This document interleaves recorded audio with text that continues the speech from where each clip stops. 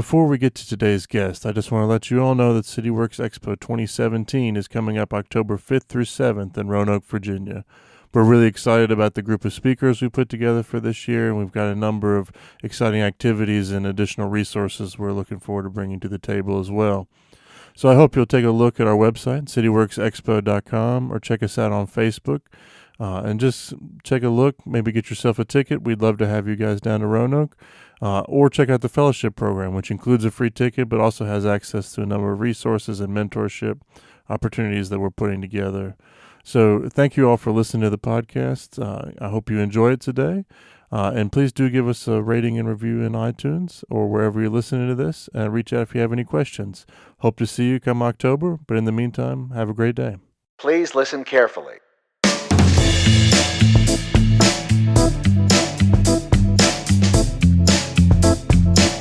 Welcome to the Big Ideas for Better Places podcast from CityWorks Expo. My name is Brad Stevens, and it's my absolute pleasure to introduce you to our guest today, Ms. Shin-pei Tsay, Executive Director of the Gehl Institute and a longtime advocate for better cities. How are you doing this morning?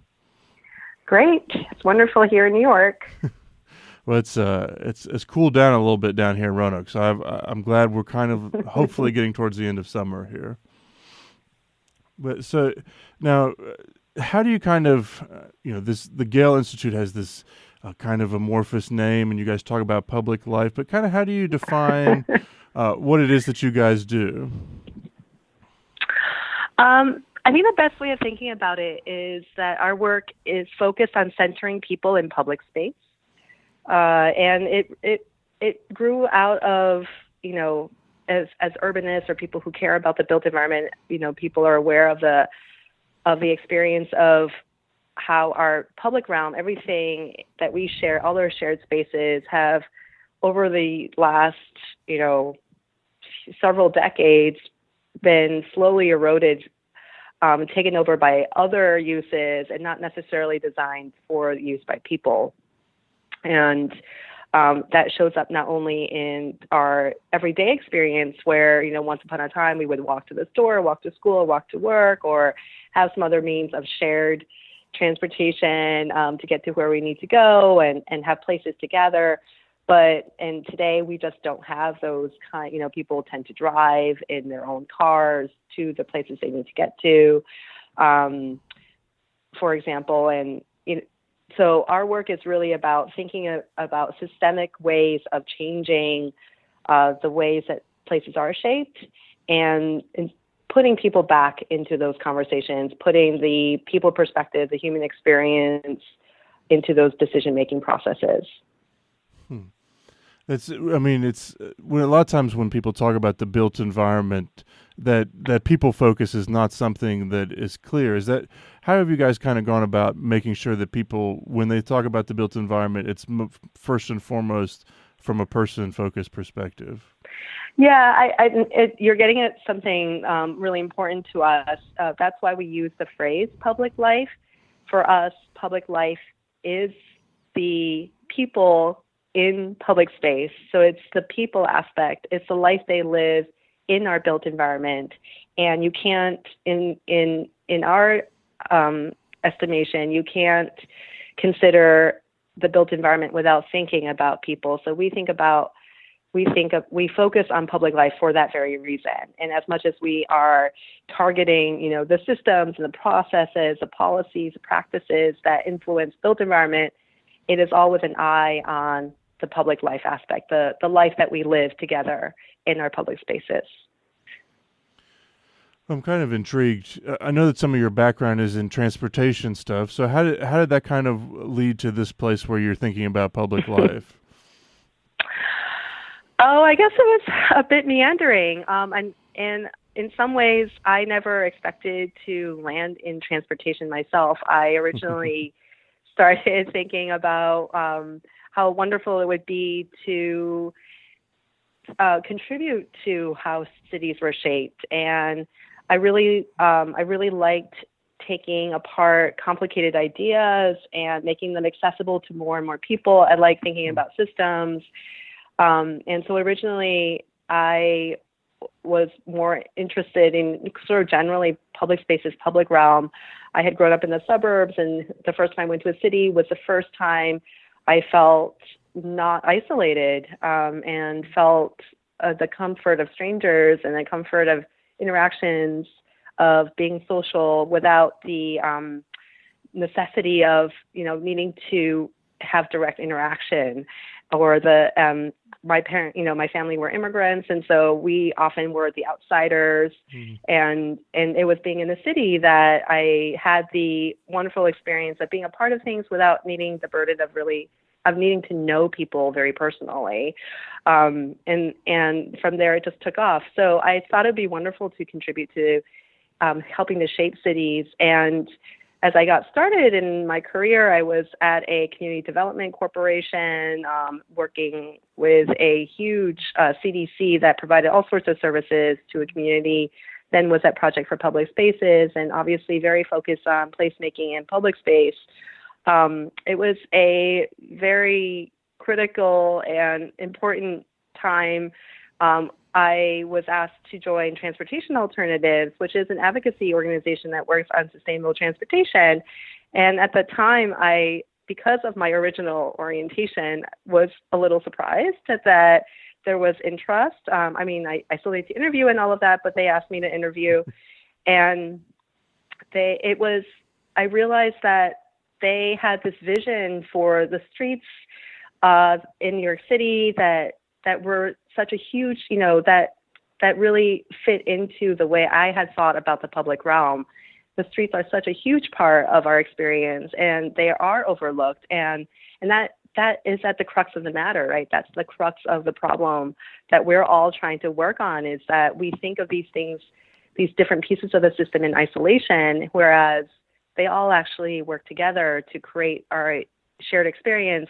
So to create that experience I had when I first went to a city for the first time, and felt a sense of camaraderie and connectedness, the streets became a huge part of that equation. So I started with Transportation Alternatives, and got a chance to work one at a time with different community groups. I was charged with trying to figure out how we engage with community-based organizations that might not think of themselves as transportation advocates, but are obviously pedestrians. Maybe they're working cyclists. Perhaps they're interested, they're in neighborhoods that have been historically disinvested, and are really interested in trying to think about how to bring some of those resources back into their neighborhoods. And so I ended up doing a lot of capacity building, building relationships and thinking beyond how transportation basically played a role in their lives. So one by one, we won, a crosswalk here, a curb, extension there, Place Street, block parties, one by one. And after maybe a year of doing this, or a year or two of doing this, I got a hunger for, how do we just make this easier for everyone to do? What is why are we tackling this one by one?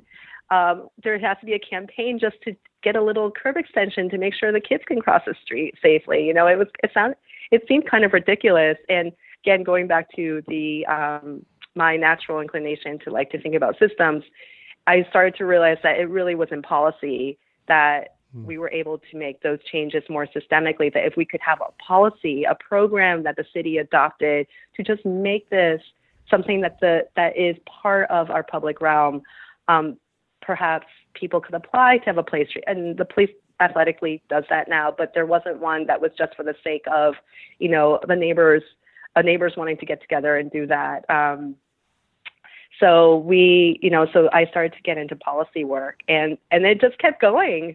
It was like policy at a city level, looking at design at a city level, trying to codify changes in design manuals and policy, and then working at the state level as part of some conversations at the state level, like what are complete streets at the state level with AARP, and then got looped into a work with active transportation with the CDC, and it just kept going, and ultimately I had an opportunity to work on a project that focused solely on federal transportation policy. So, here I was thinking, literally working block by block, and then had an opportunity as I scaled up to work on federal transportation policy. That was incredibly illuminating, and really have to thank so many people along the way for recognizing and giving me a chance at these various places. But I worked at a program at the Carnegie Endowment for International Peace on trying to fund the next federal transportation program. This was after Safety Lou, as Safety Lou expired, and pre-MAP 21, so the precursor and all the campaign work around leading up to MAP 21 with its performance metrics, et cetera. And I just learned so much about policy in transportation there. So, I started not in transportation and landed very squarely in transportation, and really had these experiences where I saw how its tentacles touched so many aspects of what I originally wanted to deal with, which was improving the everyday experience of people in public realm.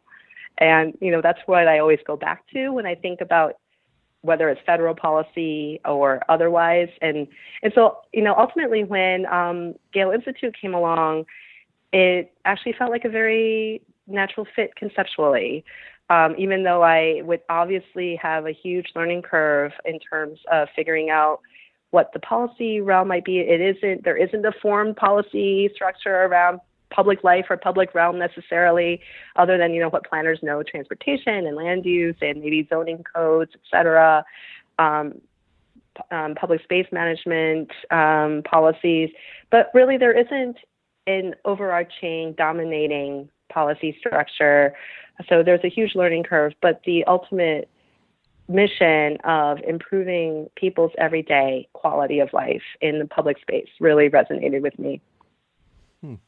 I'm kind of intrigued to know, like, as you kind of made that journey from, boots on the ground, how do we get these streetscapes enacted in this community to that much bigger policy view from the top? How did your perspective change, or what did you learn from going through that process? Yeah, it did change. I think the way I approached each experience that I've been lucky enough to have is just as a learning experience for me. So I was learning as I was doing at the very small, at not the small scale, but the local scale, a very meaningful scale with block by block. It was really incredible to me how people felt like they didn't deserve to live the life that they really ought to as just a human being. They didn't deserve that. It started with they didn't deserve that space. Cars get that space. And a lot of my work was, no, you get this space. You deserve this space. And that led to an understanding of civics. You deserve this space, and you can do something about changing this, what's happening on your street. The elected officials are working for you. You're not subject to what they're doing. They work for you. And that was a really meaningful lesson, especially, as I said, as an immigrant family, that was not something that you learn growing up as a minority, with English as a second language. My parents were English as a second language. And so I really understood what it felt like. I understood what it felt like to feel like you weren't a part of it. And it was so meaningful to understand that actually you deserved it. It was owed to you. Public servants work for you. And the United States is an amazing place. You have a lot of ways of making what you want and making what is, yours in terms of public service work for you. So that was really meaningful. And as, I went and scaled up through the different policy levers and scales, and saw this change potential, let's say, because there was always this orientation of potential. that was probably the most meaningful thing, is that there was always a way that's what to me made working in the U.S. setting. And when I was at Carnegie, I got a chance to examine other governance structures, and the get up and go attitude of in the United States of, we can do this. Things aren't great now, but we'll get better, and there's ways for us to make it better. Maybe it's an optimism that is really tested right now in some ways, but it really makes the United States stand apart. And even at the federal level, it really resonated. You could get a meeting with someone in Capitol Hill. Just imagine, I was working at a level where it's like curb extension here, crosswalk there. Let's get this thing painted. And then we had this really wonderful report with Senator Bill Bradley and Secretary Tom Ridge, and they were willing to open doors. But even then, it was the responsibility of legislative staff, of congressional members, to take meetings with constituents. And I saw this happen, right? So those were really meaningful moments. So I guess overall, just to kind of put a idea around this, is that there's a lot of different ways that change happens, and as dark as things might seem many, many times, though there are a lot of mechanisms, and people do, you deserve those things in our public spaces. Well, I'm kind of intrigued to dig into this idea of government a little bit more in terms of what, one of the big questions we're dealing with across, or have been forever, perhaps dealing with, is where the role of the government starts, or where the role of the government ends, and what should private citizens be taking up, and kind of how have you come to look at those discussions in this realm of public life or in cities in general? Yeah, no, it's something that we think about a lot. What is the role of government? I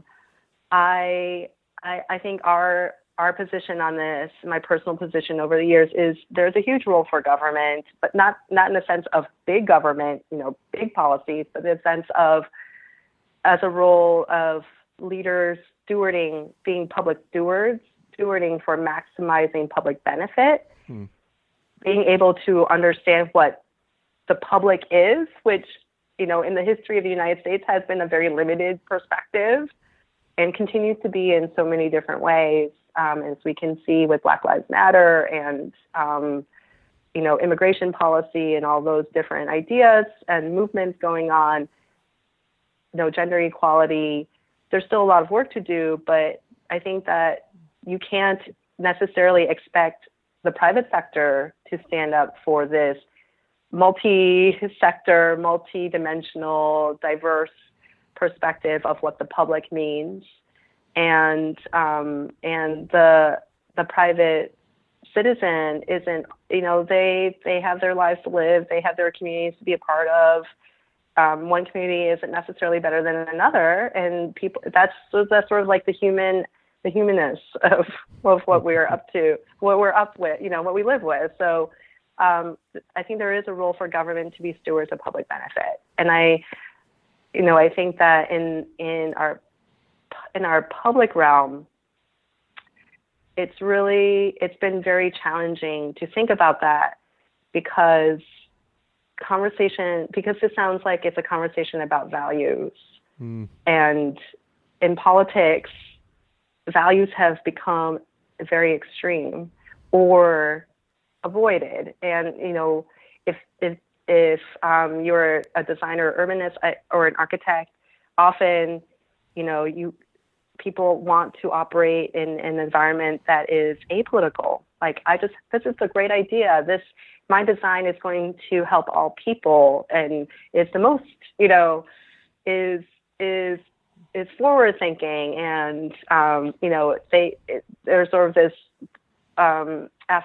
this kind of wish that we didn't have to deal with the politics. But I think that ultimately, for us to achieve, a really high quality public realm, the government does need to play a role. to just shepherd and balance and be, and be a leader and make hard choices in some cases. There has to be someone who plays that role. I mean, I'm kind of intrigued, and I'm interested in this values thing, because I think that for me personally, I often think about one of the difficulties for cities or communities anywhere is how do you develop shared vision, and shared values is a huge part of that. But I also think, to kind of bring it back to what you guys do, that I think there's a possibility that shared experience is a huge component of that. And as public life has deteriorated, so has some of our shared experience. Is that something that you guys have kind of seen or think? Yeah, well, absolutely. I mean, I think that the timing in terms of the founding of Gehl Institute is wonderful, because while there's greater understanding for shared experience, at the same time, our society's public life has been severely eroded, and there's a lot to kind of point back to, what is it that we like about being together, right? It sounds so basic, but there's such balkanization right now at an extreme level, and you can, in so many niche cultures, that you can kind of disappear into, right, with our technology and devices, online social networks versus physical social networks. So that's not, and I'm not saying that to diminish those kinds of social connections either, but more that there's been this diminished valuing of the experiences that we have in public space, and in actually seeing people and interacting with people physically, even when you don't really, maybe it's just anonymous, passive sharing of space, So, yeah, so we think a lot about the ways of invigorating that, of supporting people. So often at this stage, because Gehl Institute is only 2 years old, I think that the work is, as a research advocacy organization, trying to then show, let's expand our definition of public. When we create pop-up experiences, who gets to participate? Who is right now policed out of space, and people who don't feel safe and welcome? There are a lot of communities that don't feel that don't have the privilege of just walking down the street and feeling safe, let alone welcome. So I think our work right now is expanding that idea of what public is for all the people that really do care about our built environment and have all the good intentions of creating it for the largest group of the public as possible. But I think that we have gone in this direction where it is balkanized a bit, and there's been a little bit of blinders on, without recognizing privilege and some of the systemic biases. So yeah, I think our work right now is just trying to expand that definition. That's really interesting, because I think I don't know if you followed the Charlottesville situation and what's happening this weekend, but I grew up in Charlottesville, and it's really I love the city. At the same time, I think I could live in Charlottesville and not ever see anyone I disagreed with. And so it's really interesting to now see this really interesting and scary thing that's potentially going to happen this weekend in terms of these counter protests to one another. And it makes me wonder if we've lost some of the capacity to just share a space, even if we're not going to be in conversation with one another. Yeah, there is. I have been following that a little bit, and I do, and this is something I had started to recognize when I was working in Washington. As our public lives have eroded, there has been also a diminishing ability to have civil debate to a certain degree, to kind of civilly disagree. I don't think that us as a very diverse, multicultural society will ever really agree on things. There will always be disagreement, and consensus is not agreement. So, but it's been much, much harder to just have those conversations, to like work out in conversation and find, and understand different points of view, and to find some common ground to move forward. So there isn't a lot of practice, and there are very few forums for those practices, because even now, a lot of the public forums, there's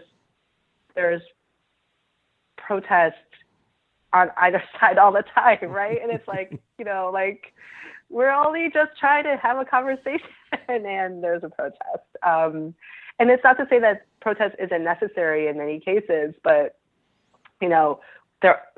there isn't that practice of just having these these public disagreements, right? And having them take place in a very civil fashion.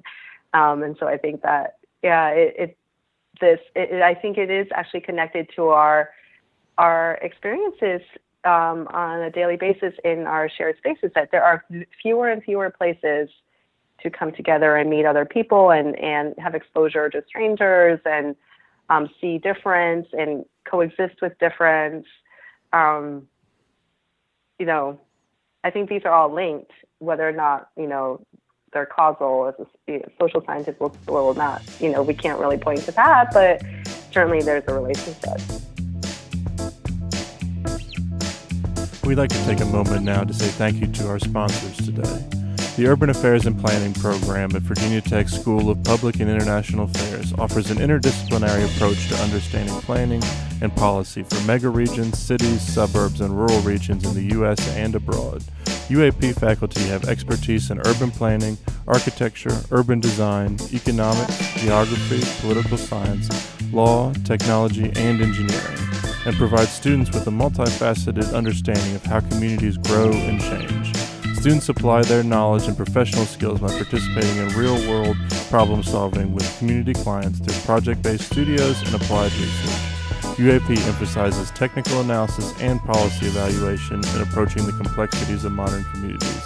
So a big thanks today to the Urban Affairs and Planning program down at Virginia Tech for being our sponsor. If you'd like to hear more, check them out online. But without further ado, we'll get back to today's guest. Thank you. I'm kind of intrigued to dig into how then we go about making these public spaces and public life more accessible and equitable for those that haven't been able to participate in the past. And when they've come to these places, they feel uncomfortable. Sometimes are made purposefully to feel uncomfortable in places. How do we start to even have that conversation about why these are important?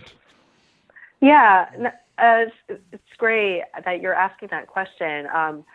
Well, I think to start, I think there should be some honesty about what we have held up as virtuous in public space and what we have diminished.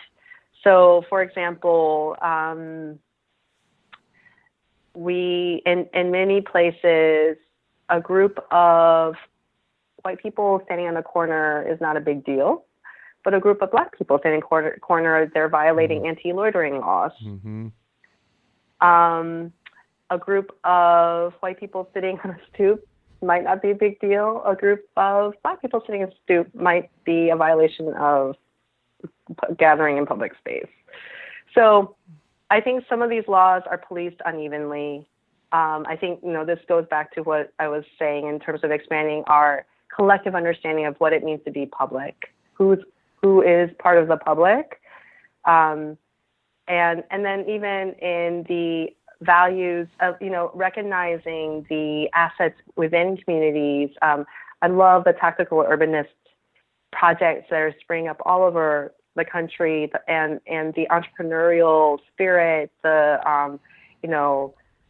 kind of the innovative ways people are finding materials to put things together. All of that's wonderful. But I wonder if we could do a better job of also thinking about people who may not have had that privilege. How do we how, have a privilege of breaking a law, right? Because tactical urbanist projects, I mean, I'm not advocating that people break the law to do them. I'm just saying sometimes you are it's kind of sanctioned, but it's against a specific, regulation or something. How do people who have those privileges serve as allies and supporters of others who are not part of that community shaping and community building and city making? So I don't know. I don't think it's necessarily that we just need to go and do this in other neighborhoods that don't get them. That's not the answer. I think the answer is more of who would like to also participate that we're not recognizing, that we don't see, that are not who's not in the room, but are also stewards of their communities, stewards of their public spaces. There are so many neighborhood mayors, the block mayors, right? In so many neighborhoods that take such good care of their neighbors. They're trying to get jobs for people. They're doing little fundraisers to, get the community garden going or pay for a new basketball hoop or whatever it is. They are not thinking about their work in terms of public space or public life or, these terms that we use. Placemaking, tactical urbanism, that's not the way they're thinking about their work. They're thinking about their work in a very social way. It is, in as much as I would like to say they embody public life. They inherently care for their neighbors. They care about, they're in the public space. They walk around the neighborhood and check in on people and say hi. And, that's what they're doing. They're checking in on that project and going to that community center and making these connections, right? I think these leaders in so many places need to be included in our processes, and that people who are privileged to kind of work at a larger scale, geographic scale, or at the federal level or at the national level, it's on us to understand that those kinds of activities happen, and they're so valuable and they're assets, and they need to be identified and incorporated. For me, this brings up this question of, I think often when we think about public life, we do think about the built infrastructure, perhaps because we have, it's an easier thing to change and mitigate. But how do you kind of balance the need to work on that built infrastructure with the need to work on more social infrastructure things, such as supporting these neighborhood mayors or supporting things that are happening in the social strata of communities? I guess by focusing on where those two come together. There's someone I was talking to in Philadelphia. He was trying to set up a community center in a neighborhood that was, one of those disinvested neighborhoods, and he was looking at a parallel neighborhood that was one of those growing population, white, professionals moving in neighborhoods, and they got their community center going.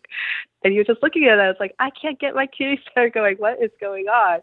And so that is a good space for us to collaborate, to have conversations, to think about what, as much as my conversations with him are about his community center, it's also supporting him in supporting his neighbors and talking about, the other activities going on in that neighborhood, creating a space for people to be together, creating a place where he's going to do more workforce development and job training and have youth come together in a safe place. So I think it's where those two come together. Gehl Institute is so little. We're 4 people right now. That I don't think that our work we're not going to be everywhere all the time, but we hope that we'll be keyed in enough through these kinds of conversations and conversations with others to be a place where you can get resources, that we're working on making some of our research tools in a sense of trying to put some metrics around how people use space, so that there's this there's this understanding of how to put that into decision-making processes. So it's not an anecdotal piece of evidence. It's a more methodological and a rigorous piece of evidence, and trying to like build up that rigor in evidence and making that accessible to people. That's where I think that we're going to be able to make a difference. It is really hard. We know we can't be everywhere. There's a lot of places we would love to go and just work very closely with people, but that may not be a reality, and especially in the near term with such a small staff. But we can be a resource. We can be allies. We can be supporters. And then where we have doors and open and people willing to listen, we can then push for some of those bigger system changes as well. I'm kind of intrigued by this, and as I was digging through y'all's website, this idea of metrics was there, and I'm wondering. I think you've made a really compelling case for it, but I wonder how you guys have started to conceptualize how we look at metrics for public life. Yeah, well, there's no mystery around this. It is very based on Gehl's work, and I would say then, his work was developed when he was an architecture professor, and then it has been deployed in practice in over 200 cities by the Gehl practice, and then has in the process of working in those cities, some of the cities have then evolved those research methods further, and so there's been a lot of cases of those methods being used, and so we find them to be, let's say, tried and true, right? That the methods work to a certain extent in terms of capturing how people are using public space. This is part of trying to answer the question of putting the people back into the decision-making process. So people who work in built environment know that how people use space is the most difficult set of data to collect generally. We count vehicles, we count speed, we know, square footage, we know so much, but people are complex.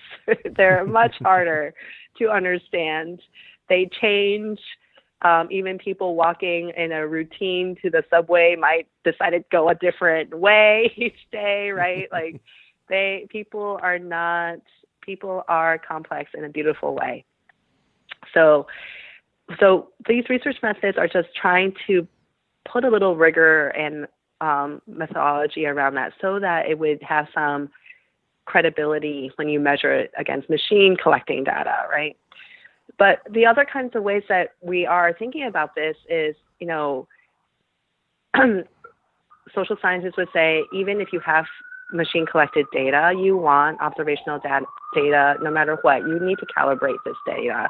And so I think of these people metrics as well as calibration data for those, especially now in this era of big data and the Internet of Things and everything collecting data all the time. This is the calibration data. And if the data people were honest, they would say that the vast majority of data collected is never used, because we don't know if we're actually collecting the data we really want or need yet. And so the Gehl method, the Gehl method data, the methodologies around that are people moving and people staying in public space. And so it's a calibration data. This is the data that designers actually like to need in order to design for people. It's been used over and over again. It's been used to justify investment in, 20 benches in this area versus another area. So it's been used. It's been used over and over again to make a case. And so we feel pretty confident that this would be useful. So we're in the process of publishing the tools so that more and more people can try them out and see if they can help with their decision making, or maybe they're curious about a lot next door or something on their main street, or some other research question. We're also working actually on a public life data protocol. So once the data is collected, often it's maybe collected in different ways, collected and organized, labeled differently, and that makes comparisons very difficult. So by working to standardize the collection methods and the storage methods, public life data in public spaces can be compared. And so we think that would also help remove some of the friction around decision making about public spaces and how people use them. Well, I can speak from personal experience that when there's not much data, it can be very difficult to come up with a plan of any kind. And I wonder exactly. kind of how you guys here in Roanoke, we worked on a nonprofit, and we were like, let's look up the data for these neighborhoods we want to work in, and there was no data, and it was like, oh my goodness, let's go to the census. But of course, the census has very little of meaningful use outside of very big picture things. So it's very interesting to think about this, and I wonder how you kind of contextualize once you have those public life data from different places. How do you go about contextualizing from one city to another or one community to another? Well, right now it's really hard because the data is not comparable. People might have collected every 15 minutes instead of every 10 minutes, or for 10 minutes, for 15 minutes instead of 10 minutes. Or they have different ways of categorizing. Some cities, this is kind of fun. In some cities, they really broke down like what people pushed while they were walking, or what they were kind of, a dog, like pets or strollers, or they had like a razor scooter. And in other cities, they're just like whatever. People were walking and pushing something. Right. Right. So right now it is actually really hard, but that's why we're creating this protocol.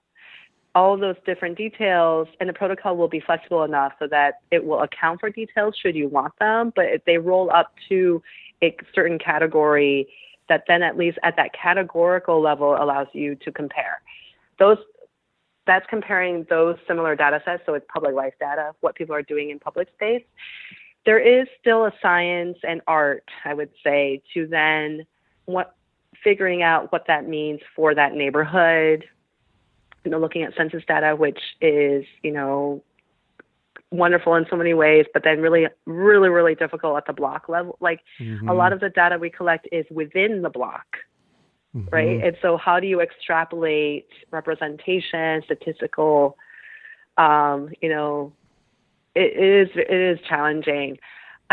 But I would say in general, at least there's some place to start that these methods were based on sociological methods, statistical analysis. They're not made out of, they're not anecdotes. They're not neighbors testifying, right? They are from observation and over time and with rigor. So at least that's the starting place. And then, I would say that Institute is set up so that we can continue to improve them. We would love for people to weigh in on how this can be improved. We know that this is not the answer. This is the starting point.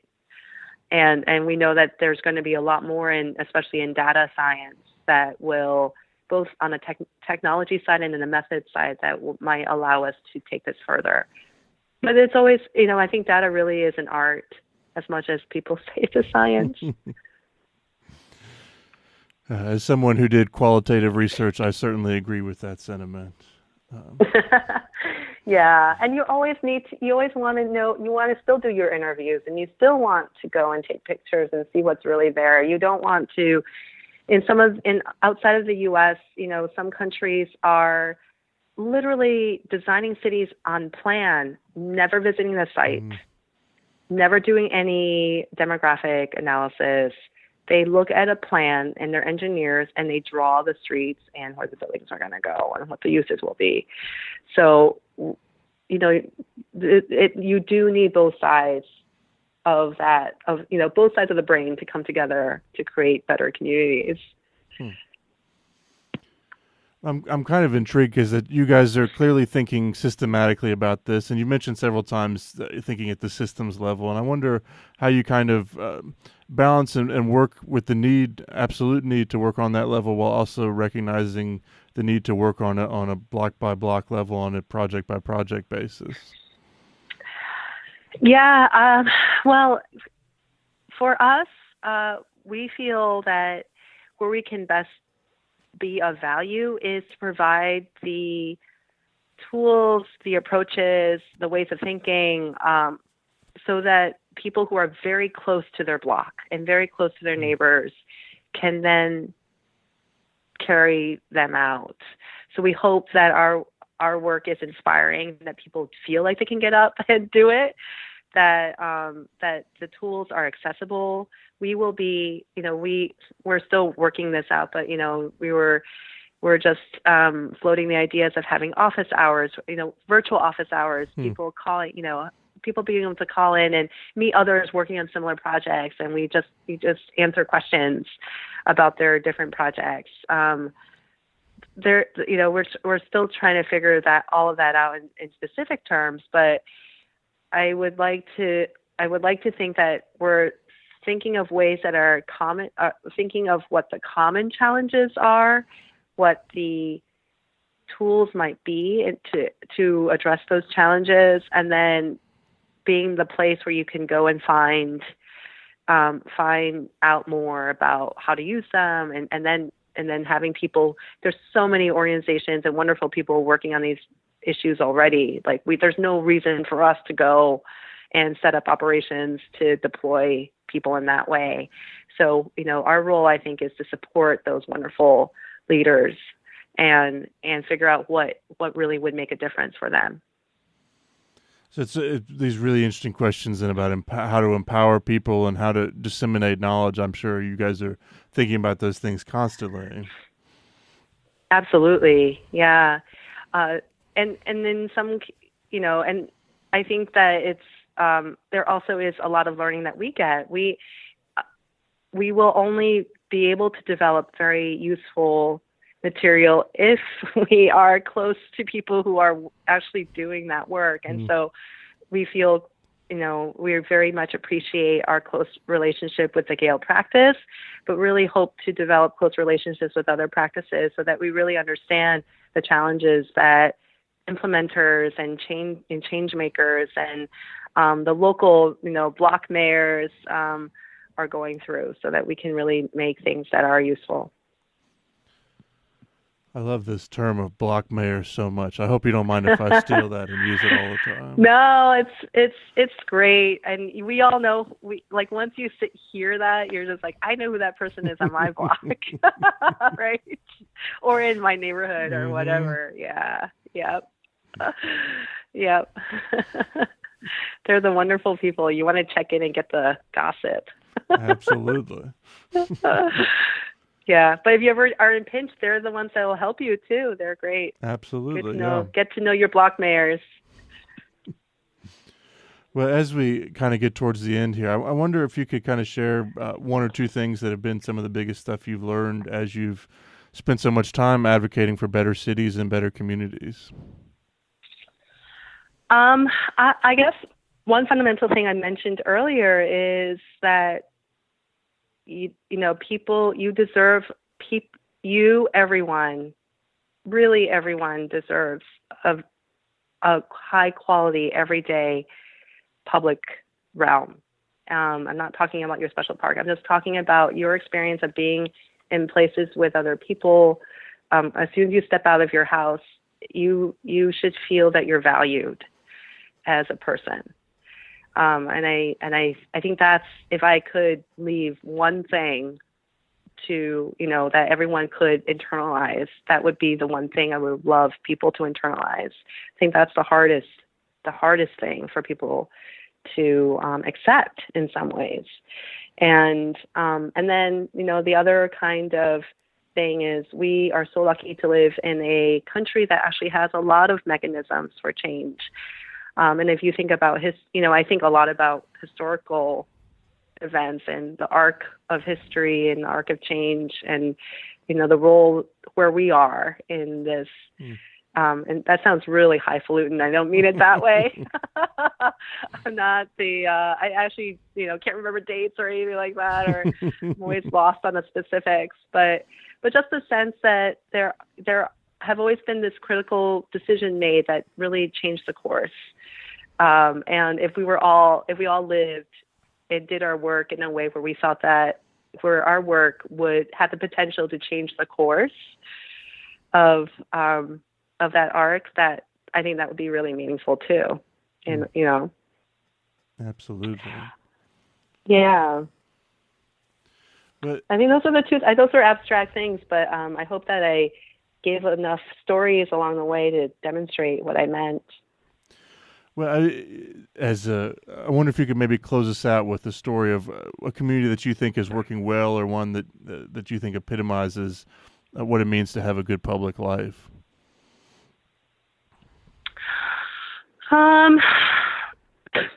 Yeah, it's hard to choose a single community because I think that there's always something good happening generally, even if we can't see it.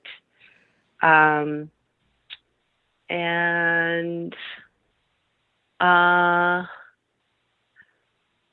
gosh, I feel like I'm going to have to think about this a little bit. I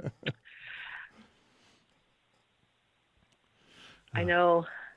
Sorry to put you on the spot.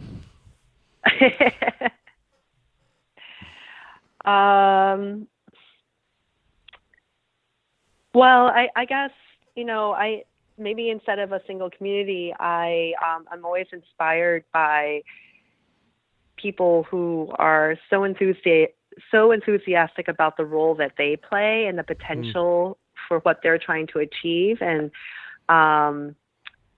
in spite of all the odds. So, I really love it when people recognize that they have a role. They're part of something much bigger than them, but they have a role, and they're really maximizing that role. So I'm just thinking of some great work that's happening in Charlotte, where some of the people at the city DOT are really pushing for some changes with new public plaza design guides, and trying to make it easier for communities to actually activate those public spaces in the city, in their neighborhoods. And they have a great new advocacy organization there that also working on that. And then they're doing this in a city that is, frankly, in terms of state politics, going in a really opposite direction. So, and I think that kind of scenario is happening all across the country. It's so fast. I lived in Charlotte about 6-7 years ago, and I did not enjoy it. And looking back, I see so much interesting stuff happen. I wonder if we'd given it a couple of years, what would have been different if we'd stayed in Charlotte. So they're certainly doing something interesting down there. Yeah, for sure. It's the coming together of a lot of different efforts, right, that usually make a difference. The DOT now has an advocacy group that's willing to go and, basically harass the elected officials into, come on, the public wants this. Finally, the DOT that has been, kind of the pioneers in the lone wilderness has a group that is able to kind of cover another flank. That's when things really can move. Well, thank you so much for taking the time today, Shin-pei. I really appreciate it. Where can people go to find out more about what you guys are up to? Well, please visit our website. It's gehlinstitute.org, and there's going to be a lot more announcements this fall about this data protocol and our tools, events, and please stay in touch with us. Well, wonderful. Thank you again so much for your time. And if you guys listening are interested in CityWorks Expo, you can find out more about us at cityworksexpo.com. That's cityworksexpo.com. But again, thank you so much for your time. Thank you for having me. This is wonderful.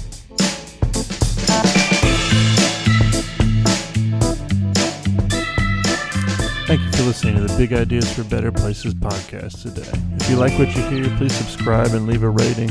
It really helps other people find out about our fascinating guests and find the information that we have to share. Lastly, please save the date for our upcoming event, October 5th through 7th in Roanoke, Virginia, and keep up to date by following us on Facebook and checking out our website, cityworksexpo.com. That's cityworksexpo.com. Thank you guys again and look forward to seeing you next week. Thank you.